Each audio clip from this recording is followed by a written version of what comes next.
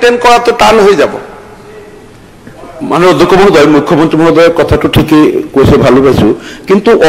ভারতত একমাত্র রাজ্য অসম যত এই এখন ৰাজ্যৰ পৰা এখন জিলাত মানুহ যোৱা ব্যৱসায় কৰা বা শ্ৰম কৰাৰ ক্ষেত্ৰত প্ৰশ্ন নাই ভাৰতত এনে ৰাজ্য আৰু নাই মানুহ এনেকুৱা ফ্ৰী এক্সেছ নাই এখন জিলা নামনি মানুহ তাত যাব নোৱাৰিব আপাৰৰ মানুহ ইয়াত আহিব নোৱাৰিব এখন মুখ্যমন্ত্ৰী মহোদয় স্বীকাৰ কৰি আছে আমাৰ এখন ৰাজ্য যত এক্সেছ নাই কালি কি ষ্টেটমেণ্ট ওলাইছে যে উজনিত মাছ নপঠাও তাৰমানে মই ইমান দিন যি কৈছিলো যে এতিয়া ইকনমিক ব্লকেডৰ কনচেপ্টটো লৈ আহিলে ইমান দিন আছিলে ভূমি যোৱাকালিৰ পৰা নতুন এলিমেণ্ট এটা তাৰমানে অহাকালি খাৰুপেটীয়াত গণ্ডগোল এটা হ'লে অহাকালি খাৰুপেটীয়াত কৈ দিব গুৱাহাটীত চব্জি নপঠাও তাৰমানে যিখিনি না মোক জাষ্ট কৈ ল'ব দিয়ক অখিল গগৈ ডাঙৰীয়া যোগ দিব মই আপোনাক অনুৰোধ কৰিছো এই ষ্টেটমেণ্টটোৱে আইন শৃংখলা হ'ব পাৰে আপুনি ক'ব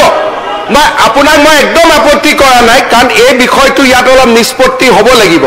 সেইকাৰণে অখিল গগৈ ডাঙৰীয়াই ইয়াত দুআষাৰ কওক মই বিচাৰিম আজি যি ধৰণে হাউচত বিৰোধী দলপতিগৰাকীয়ে ক'লে কনষ্টিটিউচনেল লিগেল ৰাইটছ এইটো এক জাগাত সমাজৰ সেনসিটিভিটিবিলাক বেলেগ জাগাত কালি যদি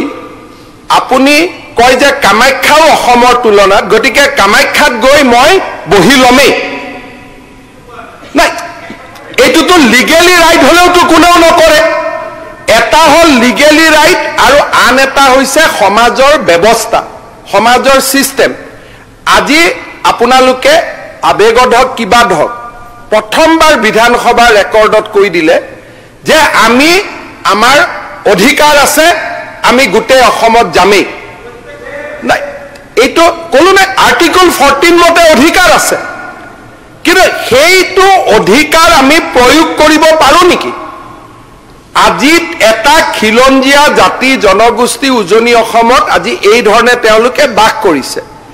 তাতে যদি আপোনালোকক কোনোবাই মাতিছে কাম কৰিব মাতিছে আপোনালোক তাত যাবই অতিথি কিন্তু মই যামেই যিটো ষ্টেটমেণ্ট আজি আপোনালোকে আৰম্ভ কৰিলে এই ষ্টেটমেণ্টটো যদি সদনত আৰু দুবাৰ তিনিবাৰ পৰে মোৰ কাৰণে ল এণ্ড অৰ্ডাৰ কণ্ট্ৰোল কৰাটো ডিফিকাল্ট হ'ব মই ল এণ্ড অৰ্ডাৰ পইণ্টৰ পৰা কৈছোঁ কাৰণ আজি এই ষ্টেটমেণ্টটোৰ এটা বেয়া মিনিং হ'ব দ্বিতীয়তে কেইদিনমান আগতে আপোনালোকৰ ফালৰ পৰা কোনোবাই মই নকওঁ যে আমি নগাঁৱৰ পৰা মাছ নপঠাওঁ তাৰমানে ইজ ইট নট যে ইকনমিক ব্লকেট এইটো ইকনমিক ব্লকেট আৰম্ভ কৰি দিলে তাৰমানে ইমান দিন আপোনালোকে যিবিলাক মোক কৈ আছিল যে এইবিলাক হিমন্ত বিশ্ব শৰ্মাই এনেই কয় এনেইতো কোৱা নাই যিটো প্ৰমাণ হৈ গ'ল যে আপোনালোকৰ মাইণ্ডত ইকনমিক ব্লকেটটো মূৰত আছে ইটো যে আজি ইমান দিনে যেতিয়া ইয়াতে কি কৈছে গুৱাহাটীৰ চব্জিৰ দাম বঢ়োৱাটো এতিয়াতো আপুনি 1:1 লিংক কৰি দিয়ক আজিলৈকে অসমত কোনেও কোৱা নাই যে অমুক আপুনি মাছ নাই পঠোৱা মাছ অন্ধ্ৰ প্ৰদেশৰ পৰা আহিব মাছ অসমলৈ উৎপাদন কৰিব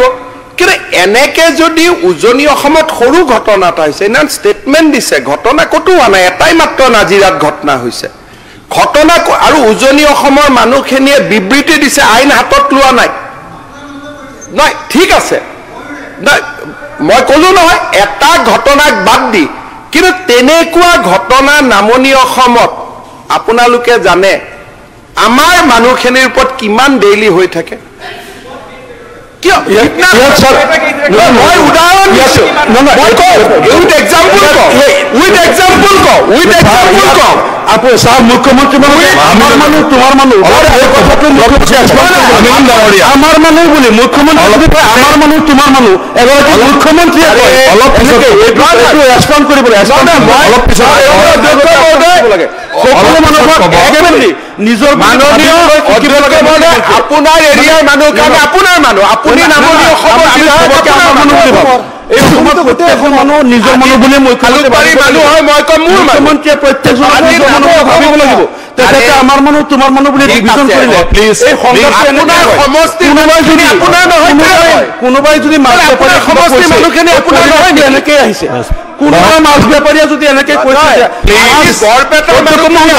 মাছ কেনেকে পঠাব, মাছ লৈ যোনে যাব তাক যদি মাৰপিট কৰে তাৰ খবৰলৈ দিয়ক এনেকে পঠাব ক'ব পাৰে।